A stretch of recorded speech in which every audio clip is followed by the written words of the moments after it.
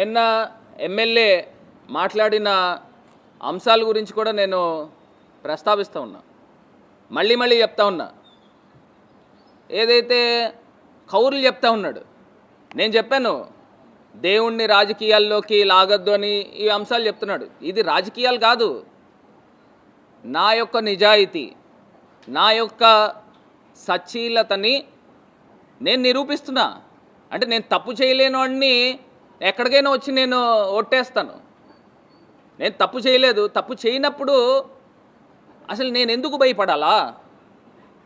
ఒకవేళ నువ్వే కనుక తప్పు చేయకపోతే నువ్వు శివుడి మాల వేసుకున్నావు కదా, శివమాల వేసుకున్నావు కదా, మరి శివమాల వేసుకున్నప్పుడు నేను ఖాళీగా లేను, నువ్వు ఖాళీగా ఉన్నావు అని అంటున్నావు.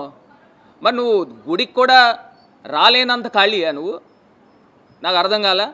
మళ్ళీ నువ్వు మాట్లాడిన దాంట్లో వాడు వీడు అని మాట్లాడుతున్నావు. నోరు అదుపులో పెట్టుకుని మాట్లాడితే గౌరవంగా ఉంటుంది. నేను కూడా అదే స్థాయిలో పదజాలంతో మాట్లాడగలను. మరి నీకున్న సంస్కారం ఇదేనేమో, మీ ఇంట్లో వాళ్ళు నేర్పించిన సంస్కారం వాడు వీడు అండమేమో. నీ సంస్కారం ఏంటో ఏదో పెద్ద కౌరులు చెప్తా ఉన్నావు. నేను మళ్ళీ మొత్తుకుంటా ఉన్నా, ఎవరైతే ఆ వ్యక్తి 6 నెలల ముందు మాట్లాడారో, 6 నెలల ముందు మా పార్టీలోకి వచ్చాడని ఏదైతే పోలీస్ వారు స్టేట్మెంట్ ఇచ్చారో దాన్ని సవరించుకోవాలి.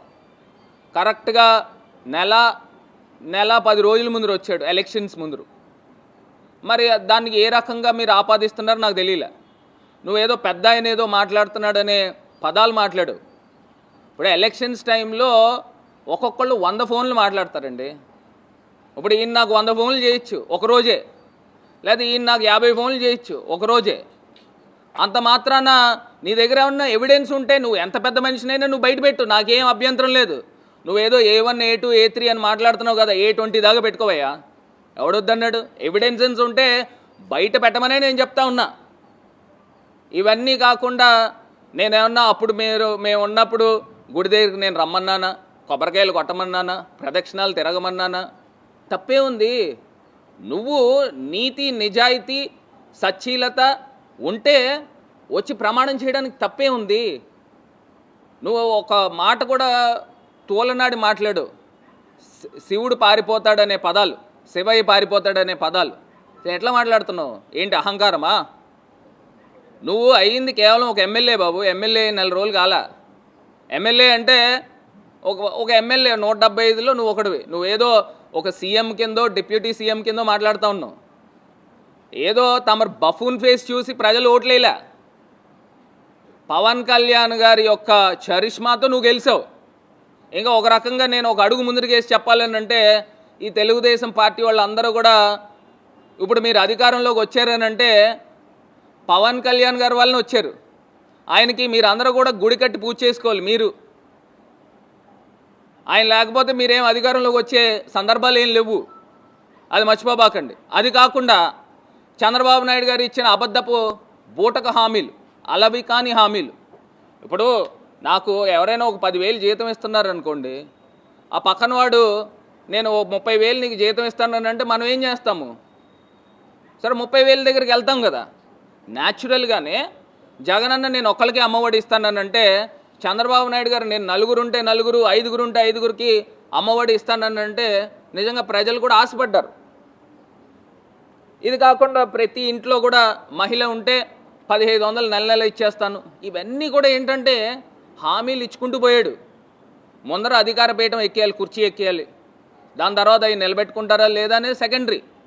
ఇవన్నీ చూసి ప్రజలు ఆశపడి ఓట్లేశారు తప్పితే మన ఫేస్ చూసి కాదు, మన ఫేస్ వాల్యూ చూసి కాదు. ఇవన్నీ కూడా ఫస్ట్ నువ్వు ఆలోచన చేసుకో.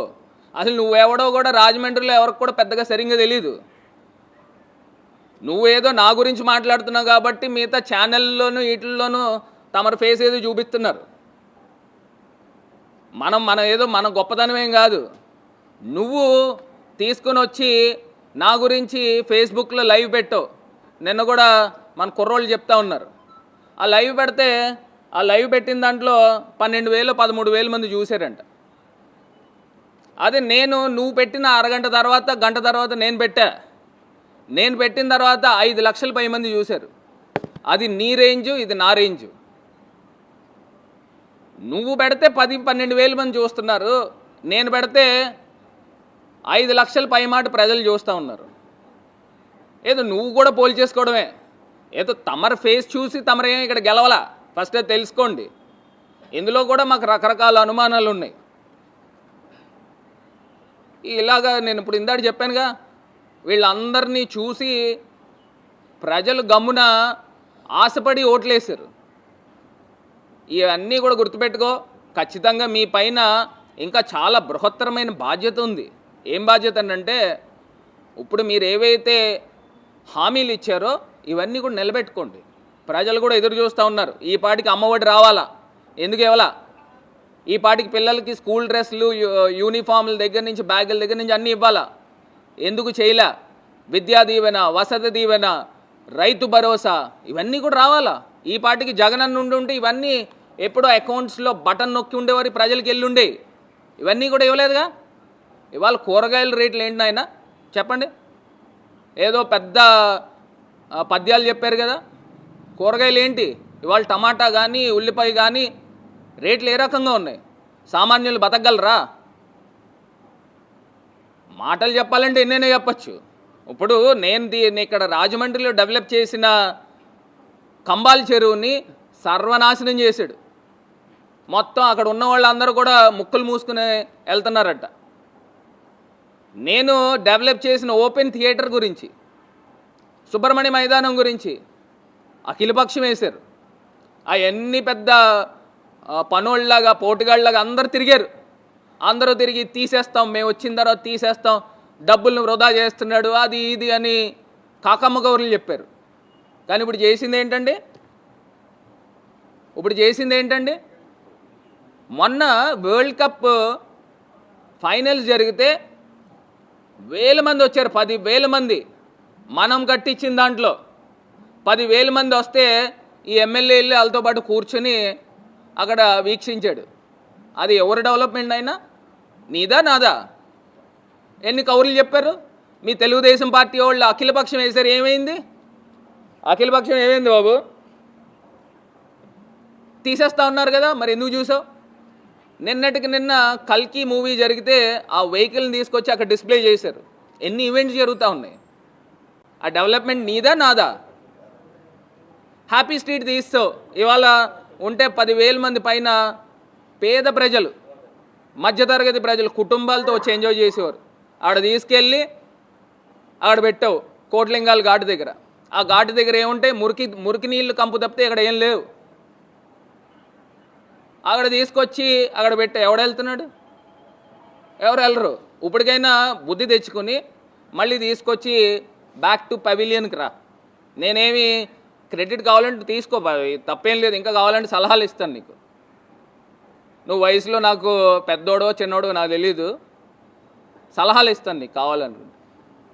ఇవాళ తీసుకుని వచ్చి ఇక్కడ లాలా చెరువు దగ్గర యోగా పార్క్ నేను డిజైన్ చేయించి, అది మున్సిపల్ నిధులే అనుకుంటా నాకు తెలిసి, అది తీసుకొచ్చి యోగా పార్క్ పెద్ద పెద్ద స్టాచ్యూస్ డిజైన్ చేయించాం. అది ఇన్స్టాల్ చేస్తూ ఉన్నారు. దగ్గరుండి అవి చూసుకో. నేను ఉండి నా ఎంపీ ల్యాడ్స్ డబ్బులతో దాన్వైపేట రోడ్ వేయిస్తూ ఉన్నాం. చక్కగా ఆ సైడ్ పేవ్మెంట్స్ అన్నీ కూడా మంచి డిజైన్స్ వేయిస్తున్నాం. అది చక్కగా చేయించుకో. మంచి మంచి లైట్స్ ఆర్డర్ చేసాం నా ఎంపీ ల్యాడ్స్ డబ్బులతోనే. అవి దగ్గరుండి చక్కగా మంచి లైట్స్ పెట్టి దాన్వైపేట రోడ్డు పార్క్ చేయిస్తున్నాం. ఒక అద్భుతమైన పార్క్ తయారు చేయిస్తున్నాం. ఆ దగ్గరుండి అన్నీ కూడా చూసుకో. మొన్న నువ్వు నన్ను అన్నావు కదా గుమస్తా, నేను గుమస్తా అనట్లేదు, నువ్వు ఎమ్మెల్యే స్థాయిలోనే చూసుకో. అదే రకంగా అక్కడ ఏంటి దాన్వైపేట పార్క్తో పాటు అంబేద్కర్ స్టాట్యూ, ఒక అద్భుతమైన కట్టడం కడతా ఉన్నాం. అంబేద్కర్ స్టాట్యూ పార్లమెంట్ భవనం కింద కడతా ఉన్నాం. అది కూడా దగ్గరుండి చూసుకుని చక్కగా చేయించు. ఏమన్నా సలహాలు కావాలంటే నీకు బోల్డ్ సలహాలు ఇస్తాను నేను. ఇవన్నీ కూడా నోరు అదుపులో పెట్టుకుని గౌరవాలు ఇచ్చిపుచ్చుకొని మాట్లాడితే గౌరవంగా ఉంటుంది. అసలు నీ గురించి నేను మాట్లాడడం, నిన్ను నేను స్టేట్ వైడ్ పరిచయం చేస్తూ ఉన్నా ఎక్కువగా. అసలు నేను ఎంత తక్కువ మాట్లాడితే నీ గురించి నాకు అంత బెటర్. నాకు కూడా నీకులాగా మనకంటూ ఒక స్వతహాగా ఆలోచన పెట్టుకో. ఇప్పుడు ఇండోర్ స్టేడియం, క్రికెట్ స్టేడియంకి మేము శంకుస్థాపనలు పెట్టాము. ఆ శిలాపలకాలు ఇప్పుడు మోరంపూడి దగ్గర పెట్టించానని పెద్ద ప్రగల్భాలు పలుకుతున్నావు కదా, అది పెట్టించు. ఇవన్నీ కూడా చేయించు. ఇవన్నీ కూడా ఆల్రెడీ సిఎఫ్ఎంఎస్ అకౌంట్స్లో ఇండోర్ స్టేడియంకి, క్రికెట్ స్టేడియంకి ఆల్రెడీ డబ్బులు పడి ఉన్నాయి. ఇవన్నీ కూడా దగ్గరుండి చేయించు. గోదావరి బండుకు కూడా దగ్గరుండి చేయించు. ఇవన్నీ కూడా ఐడియాస్ ఆల్రెడీ ఆన్ పేపర్ ఉన్నాయి. ఈ ఆన్ పేపర్ని దగ్గరుండి ఒక ఎమ్మెల్యే పొజిషన్లో ఉన్నావు కాబట్టి చేయించు. నువ్వు 175 నియోజకవర్గాల్లో ఎమ్మెల్యేల్లో నువ్వు ఒకడివి. మనం ఏం పెద్దగా ఏం ఊహించుకోక్కర్లా.